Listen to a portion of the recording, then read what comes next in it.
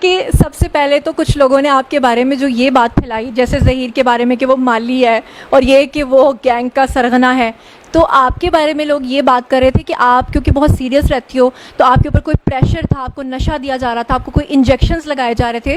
تو ابھی کیمرہ آپ کے سامنے ہے اور یہاں پر کمرے میں صرف میں، آپ اور ظہیر بھائی ہیں، تو آپ سب آڈینس آپ کو دیکھ رہی ہے، کیا کہنا چاہو گی؟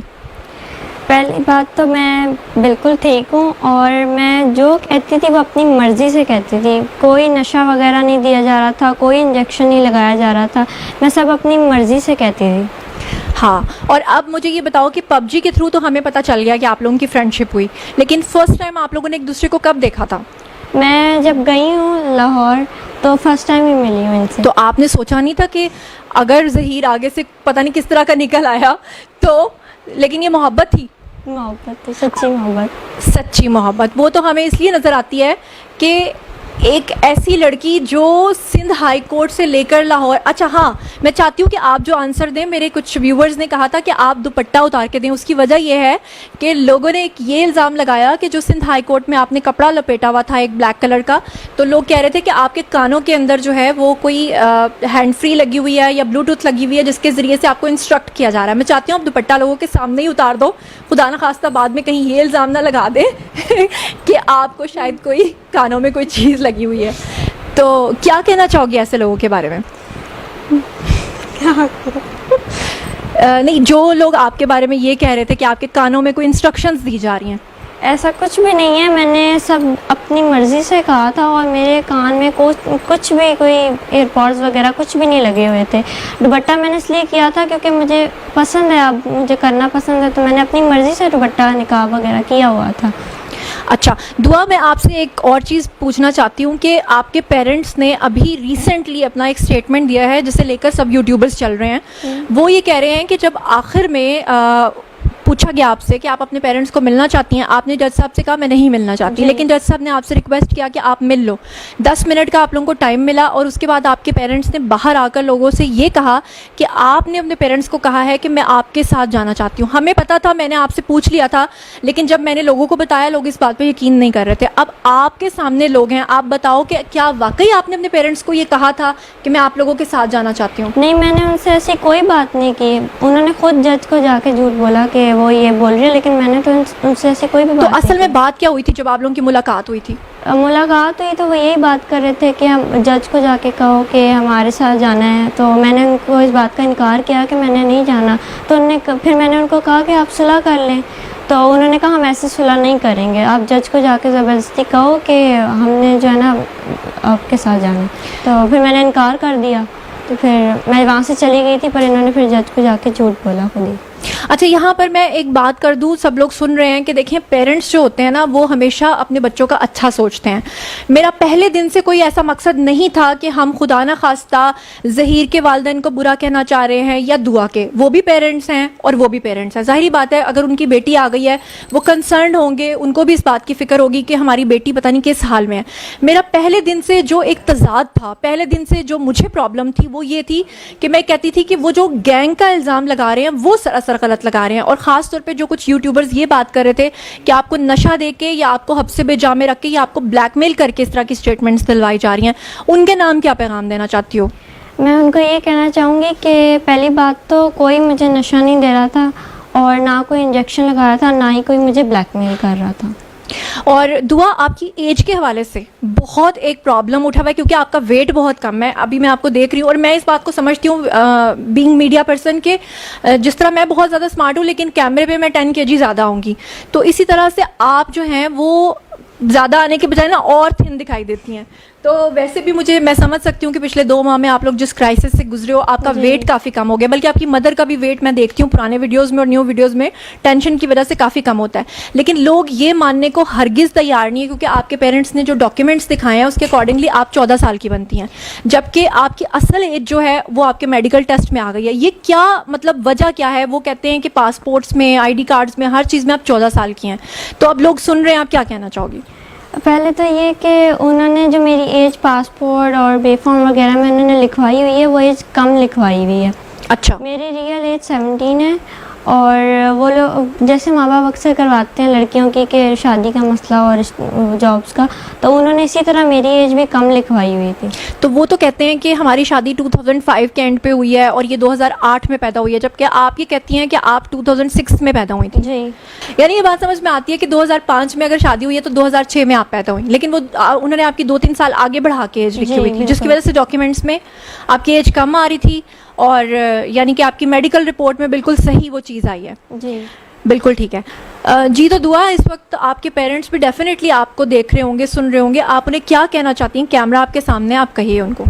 میں ان سے یہ کہنا چاہتی ہوں کہ ہم نے اسلام کے مطابق شادی کی ہے، ٹھیک ہے. میں وہ اگر مانتے ہیں کہ مجھ سے غلطی ہوئی ہے تو میں ان کو سوری بھی کہتی ہوں.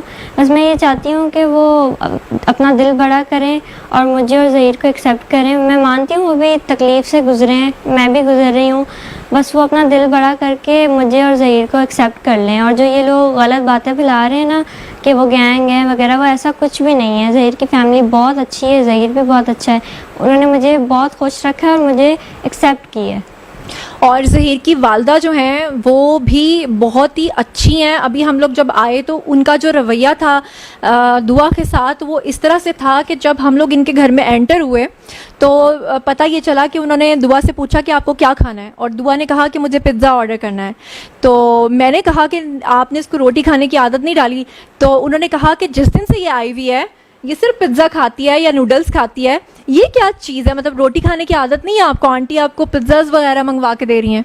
جو میں مانگتی ہوں وہ مجھے فوراً لا کر دیتی ہیں، بس مجھے ان چیزوں کی عادت ہے تو میں وہی کھاتی ہوں. اور مجھے ایک اور بات پتہ چلی دعا کے بارے میں کہ یہ پراٹھا اول تو کھاتی نہیں ہے، اور اگر کھائے تو نمک کے ساتھ کھاتی ہے. یہ کیا سین ہے؟ مجھے شروع سے عادت ہے اس کے ساتھ کھانے کی. تو اسی وجہ سے دعا کا ویٹ جو ہے نا آئی تھنک 35 kg ہے، اور اس کی وجہ سے اتنا انڈر ویٹ ہونے کی وجہ سے لوگ سمجھتے ہیں کہ دعا کی ایج کم ہے. لیکن اب آپ ہماری بھابھی بن گئی ہو تو اب آپ کو پراٹھے بھی کھانے پڑیں گے، بریڈز بھی کھانی پڑیں گی، اور پنجاب کے دیسی آٹے کی روٹیاں بھی کھانی پڑیں گی، ہے نا؟ جی. اچھا دعا، ایک بات جو لوگ پوچھ رہے ہیں سب سے زیادہ کامنٹ سیکشن میں وہ یہ ہے کہ آپ نے جب وہاں سے یہاں آنے کا فیصلہ کیا، جو آپ کے جیٹ ہیں انہوں نے ہمیں بتایا کہ آپ نے پہلے اپنے گھر سے رکشہ لیا، پھر آپ ایئرپورٹ گئیں، وہاں سے آپ نے ایک ٹیکسی کروائی. لوگ اس بات کو کسی بھی صورت ماننے کو تیار نہیں، کیونکہ وہ یہ کہتے ہیں کہ ایک اتنی چھوٹی سی چھٹانگ بھر لڑکی کیسے یہ ہو سکتا ہے کہ بجائے کہ ظہیر کا کوئی فیملی ممبر آپ کے ساتھ شامل نہ ہو یا آپ کو کوئی لینے نہ گیا ہو، یہ پاسبل ہی نہیں ہے. وہ لوگ کہتے ہیں کہ ہم مان ہی نہیں سکتے کہ آپ اکیلے وہاں سے آئے ہو. تو آپ اللہ تعالیٰ کو حاضر ناظر جان کر جو کہنا چاہتے ہو، کیمرہ آپ کے سامنے، لوگ آپ کو سن رہے ہیں، آپ بتاؤ. سب سے بڑی بات تو یہ کہ ظہیر کو اور ظہیر کی فیملی میں سے کسی کو بھی یہ پتہ نہیں تھا کہ میں اس طرح آ رہی ہوں، اور میں خود ہی آئی ہوں اکیلی. میں نے خود ٹیکسی کروائی، رکشہ سے پہلے اپنے گھر سے لے کے وہاں اس کو کہا کہ مجھے ٹیکسی اسٹینڈ پہ چھوڑ دیں، انہوں نے مجھے وہاں چھوڑا. تو پھر میں نے وہاں سے خود ٹیکسی کروا کے خود لاہور میں اپنی مرضی. یہاں پہ میں آپ سے ایک سوال پوچھنا چاہتی ہوں، کیونکہ لوگوں کے کنسرنز ہیں. وہ کہتے ہیں کہ اتنی چھوٹی سی لڑکی اگر اکیلی ٹیکسی میں آ کر بیٹھ جائے تو ٹیکسی والا کیسے خدا نخواستہ اس کو، وہاں اتنے گھنٹوں کا سفر ہے، 12 13 14 یا 24 گھنٹے کا، تو اتنی دور سے وہ کیسے سیفلی اس کو لے آیا؟ خدا نخواستہ کیوں اس کے ساتھ کوئی حادثہ نہیں ہوا؟ جیسے آج کل ہمارے آپ سنتی ہیں کہ کس طرح کی سٹوریز ہیں. تو جب آپ بول تو آپ سچ رہی ہو، لیکن جب آپ یہ بات کرتی ہو تو لوگ نہیں یقین کرتے کہ آپ اکیلی کیسے ٹیکسی میں آ گئی. سب سے پہلے تو میں اللہ کا شکر ادا کرتی ہوں، ان کی پہلے دن سے لے کے آخر تک میرے جو ہے خاص کرم تھا میرے ساتھ، انہوں نے میری بہت مدد کی ہے. تو اللہ کی مدد تھی، کیونکہ میں جو نا اسلام کے مطابق ایک اسلامی کام کرنے جا رہی تھی. شروع دن سے میں نے مائنڈ بنا لیا تھا کہ میں شادی کروں گی اور اس میں شادی میں برکت ہے. تو اللہ نے میری مدد کی، تو اللہ کی وجہ سے سارا ہو گیا. اچھا دعا، ایک بات میں آپ سے جاننا چاہتی ہوں کہ آخر ایسا کیا ہو گیا؟ کیونکہ دیکھو بچوں کو یہ بات، دیکھیں ناظرین میں آپ لوگوں کے سامنے کہہ رہی ہوں، میں نے پہلے دن سے کبھی یہ نہیں کہا کہ دعا اور ظہیر نے جو کیا وہ بہت اچھا کیا، اور میں نے کبھی اس چیز کو بھی سپورٹ نہیں کیا کہ دوسرے بچے یا دوسری لڑکیاں بھی یہ کام کریں. لیکن میں یہاں آپ سے یہ جاننا چاہتی ہوں کہ جب بچے اپنے پیرنٹس سے ضد کرتے ہیں کہ ہم نے یہاں شادی کرنی ہے, پیرنٹس کو بھی ان کی سوچ کا, ان کی وش کا تھوڑا خیال رکھنا چاہیے, کیونکہ اب ہم 2022 میں بیٹھے ہوئے ہیں, پرانا دور نہیں ہے جہاں پہ تصویر دکھا کے شادی کر دی جاتی تھی. لیکن آخر آپ کے ساتھ ایسا کیا ہوا کہ آپ اس حد تک مجبور ہوئی کہ آپ کو لگا کہ اب بس گھر چھوڑ دینا چاہیے؟ کیونکہ آپ پیرنٹس کو منا بھی تو سکتی تھی نا, لیکن ایسا کیا لمحہ آیا کہ آپ اتنی مجبور ہو گئی کہ آپ نے گھر چھوڑ دیا؟ اصل میں نا انہوں نے میں نے جب ان کی بات کی نا کہ مجھے ایسے یہ پسند ہے اور یہ رشتہ لے کے آنا چاہتے ہیں, تو میری جو ماما ہے نا انہوں نے مجھے مارا, اور میرا جو ٹیب تھا نا جس پہ میں اس سے بات کرتی تھی وہ انہوں نے بند کر دیا, اور وہ مجھے نا بہت زیادہ مجبور کرتی تھی, مارتی بھی تھی چھوٹی چھوٹی بات پہ, اور پھر مجھے مجبور ہو کے یہ سب کرنا پڑا. لیکن ہاں یہ بات ٹھیک ہے کہ پیرنٹس جو ہوتے ہیں وہ اپنے بچوں کے اوپر سختی بھی کرتے ہیں, ان کو مارتے بھی ہیں, ان کا بھلا بھی سوچتے ہیں. ٹھیک ہے کہ انہوں نے یہ سوچا ہوگا کہ انہیں نہیں پتا ہوگا ظہیر فیملی کا, اس لیے انہوں نے ایسا کیا ہوگا. یقیناً ان کی نیت پہ کوئی شک نہیں ہے, انہوں نے کچھ غلط نہیں کیا ہوگا. لیکن آپ نے مطلب آپ کو لگتا تھا کہ اتنا زیادہ مجھے مار پڑ رہی ہے, اتنا کچھ مجھ پہ دباؤ ہے, کہ اس کے بعد آپ کو لگا کہ وہ میری شادی نہیں کروائیں گے ظہیر سے؟ جی. کیونکہ آپ سے ہمیں پتہ چلا تھا کہ زین العابدین کے ساتھ وہ آپ کے کزن کے ساتھ شادی کرنا چاہتے تھے. جی. تو اب دیکھیں ناظرین, آپ لوگ بھی سامنے ہیں, ظہیر بھی سامنے ہے, دعا بھی, کہ ایک طرف تو اس کے پیرنٹس یہ کہہ رہے ہیں کہ اس کی عمر ہی بہت کم ہے, وہ 14 سال کی ہے, جبکہ دوسری طرف وہ اس پہ دباؤ ڈال رہے تھے کہ اپنے کزن کے ساتھ شادی کرو. اور اسی وجہ سے جو دعا ہے وہ اس بات کے لیے جب سمجھ گئی کہ میرے پیرنٹس کسی بھی صورت جو ہے وہ میری اس سے شادی نہیں کروائیں گے, تو پھر آپ نے گھر سے قدم اٹھایا. ایسا ہی ہے؟ جی. اچھا دعا, میں آپ سے یہ جاننا چاہتی ہوں کہ آپ کے جو کزن ہے زین العابدین, جس کی وجہ سے آپ کے اوپر دباؤ تھا کہ آپ ان سے شادی کرو, کیوں اتنا دباؤ تھا کہ اسی سے شادی کرنی ہے؟ کیونکہ میرے تایا کے پاس ایک پلاٹ تھا DHA میں, تو وہ ان کا میرے بابا کے ساتھ کوئی مسئلہ چل رہا تھا, جس وجہ سے وہ چاہتے تھے کہ میری شادی اس کے ساتھ ہو جائے اور وہ پلاٹ ان کے نام آ جائے. تو جب آپ نے اپنے والد سے کہا کہ میں کسی بھی صورت اس سے شادی نہیں کروں گی اور ظہیر سے کروں گی, جی. تو پھر آپ کو مار پڑی؟ جی, مار بھی پڑی, اور انہوں نے مجھے دھمکی بھی دی تھی کیا؟ کہ میں تمہیں مار دوں گا اپنے ہاتھوں سے, ایسی بات آئندہ نہ کرنا. اچھا. جی. اور آپ کے ماموں کے بارے میں بھی میں نے سنا ہے, حالانکہ میری ان سے بات ہوئی تھی پہلے دن ہی جب آپ وہاں سے یہاں آئی تھیں, تو میں نے آپ کے والد کو سب سے پہلے رابطہ کیا تھا, اور آپ کے ماموں نے مجھے خود کہا کہ اس میں کوئی گینگ انوالو نہیں ہے اور انہوں نے اپنی مرضی سے شادی کیا. لیکن آن اسکرین وہ یہ بات نہیں کرتے تھے, آف اسکرین وہ یہ بات کرتے تھے. تو آپ کے ماموں نے بھی کوئی دھمکی وغیرہ دی تھی؟